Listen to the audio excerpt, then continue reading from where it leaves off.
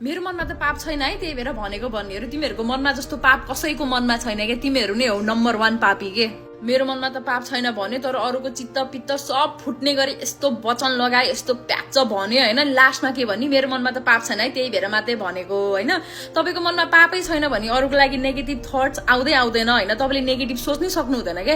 Like for example होइन, मेरो मनमा त पाप छैन हेर, त्यसले अस्ति आएर मसँग यस्तो यस्तो कुरा गरेको थियो तिम्रो बारेमा, मैले त सुन्नै सकिनँ, त्यही भएर मैले त आज तिमीलाई भनिहालेँ मेरो मनमा पाप छैन होइन, त्यही भएर मात्रै भनेको। नो, तिम्रो मनमा यति धेरै पापी छ अनि तिमी जोसँग कुरा गरिरहेछौ ऊ पनि पापी हो, पापी पापी भेट भयो अनि यहाँ घ्याम्पो जत्रो पेट भयो अनि त्यो पेट पापको वाला पेट फुटाउनलाई तिमी यहाँ अगाडि आइरहेछौ, सो तिमी पापी छौ।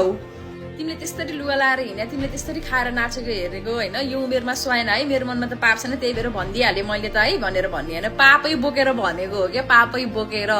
तपाईहरू प्लिज रुडलाई अनेस्टीमा लगेर नजोड्नु के। अनेस्ट हुँदाखेरि रुड हुन पर्दैन होइन, तर रुड हुँदाखेरि तपाईँहरू रुडै हुनुहुन्छ, मतलबी नै हुनुहुन्छ क्या होइन, अरूलाई घोचेरै बोल्नुहुन्छ, अरूलाई दबाएरै बोल्नुहुन्छ के। So there is a huge difference between being honest and being rude के। सो मेरो मनमा पाप छैन भन्नेहरू तपाईँहरू चाहिँ संसारकै सबभन्दा नम्बर 1 पापीको अवार्ड दिन चाहन्छु म चाहिँ। धन्यवाद।